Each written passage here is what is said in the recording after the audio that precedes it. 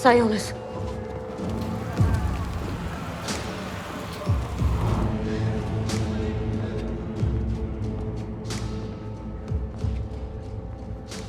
They're all here for me. Aren't they? No. They're not? No, they're not. Do you know what that means? That means he's not just after the kid anymore. He's after all of us. Sure as hell after me. I just robbed him.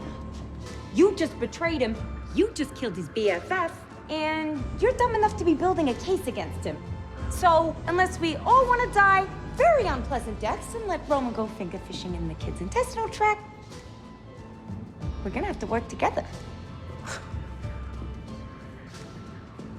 Okay. Yeah, okay. Sure.